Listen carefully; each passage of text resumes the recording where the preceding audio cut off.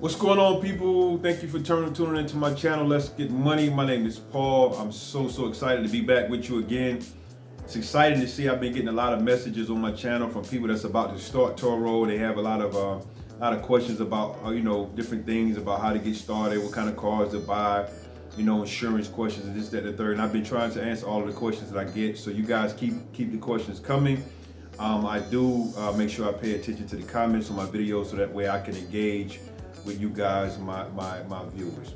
So today I want to talk about two things that I would have done differently starting Turo. Two things that I would have done differently starting Turo. The thing about it is, guys, we want to give you guys, myself and there's many other people talking about Turo on YouTube, and we want to give you guys all the information that you need to keep you successful from the start of your business. I don't want you to get down the road and hit some of the pitfalls that maybe I hit or some of these other people hit because we just didn't know. But you learn, and then you grow, and then you try to teach other people and try to help them to get the information that you have so that they can be successful as soon as they get started in Turo. Of course, there's always going to be bumps in the road that you'll face on your own, but hopefully with the information I'm giving you, it'll add value, and you won't have to worry about some of these bumps in the road. Okay. Number one, when you get ready to start your Turo business, please, if you can, get your cars in your business entity. Purchase your cars in your business entity. Get your LLC started, and when you go to purchase your cars, use your business entity, your LLC, to get your cars there. That's gonna save you in many ways. Number one, you're gonna have a lot of tax breaks when you do that. Okay. Number two, it's going to help you build business credit where you can move forward and use your business to do other things because you have that business credit. Number three, if anything were to ever happen to your business and, God forbid, you had to file bankruptcy, you could do it against your business, not necessarily against your personal credit. Okay. And number four, it also helps with your debt to income ratio. Unless you're buying these cars cash, if you're leasing these cars, it's definitely gonna affect your debt to income ratio. Now, if you got a ton of money that you got laying around, or a ton of money that you're making, it may not affect you as bad as with your debt to income ratio. But those that may not have that much money laying around, or you may not have it may affect your debt to income ratio. So what you want to do is keep these cars in your business entity and not in your on your personal credit. It helps you in so many ways. I would have done that differently. When I financed my cars, I financed it in my business name. So what has to happen now is I had to go and refinance cars, and then on the back end get them turned over to my business name, or work really hard to get cars paid off and paid down. So I would say, when you purchase your cars, try to do it in your business entity, your LLC, your business name, and it also protects you against liability, because if anything happens, with one of your renters or something goes on, it won't hit you.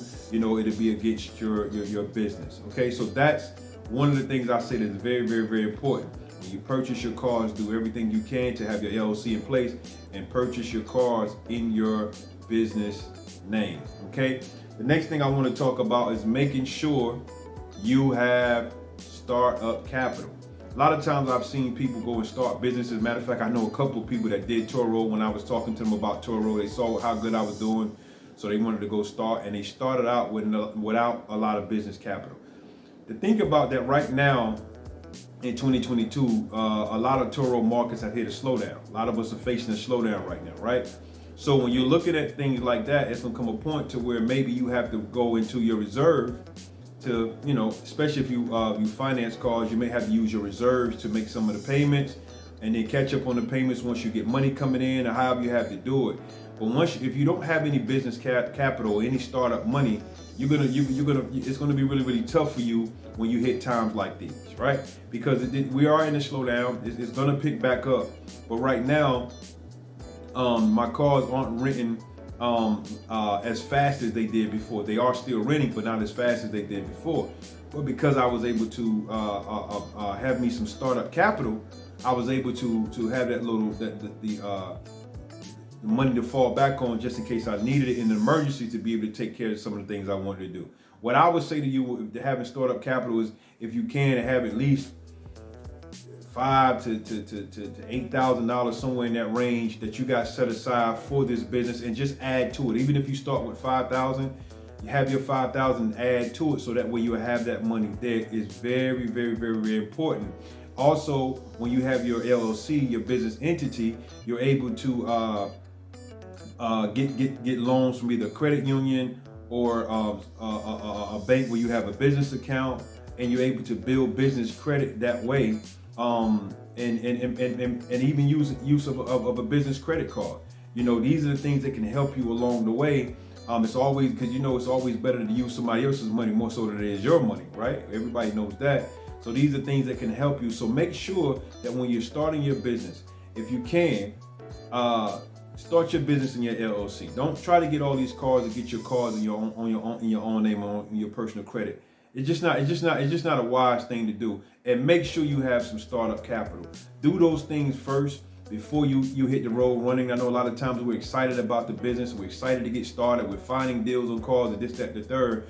But if you take these small steps before you get started, I think it will benefit you down the road, and it will keep you from hitting a roadblock. And this business can go on to be successful, and it can make you money to where you can start branching out, doing other things. So those are two things I just wanted to leave with you today. I know this is going to be a pretty quick video, but I think those were very, very important tips that I wanted to leave you. If I had to do it over, I would. If I had to do it again, those are the two things I definitely would do in the beginning. I had some money as a startup capital, but it wasn't $5,000. I had to build up to that, and it took me a little time, but I was able to do it. But it would have been different if I was just started out with it in the beginning and just built on that to increase my startup capital, and definitely being able to put the cars in your business entity or your LLC. Save you a lot of headache, a lot of problems, and it'll help you, establish that business credit where you can do other things.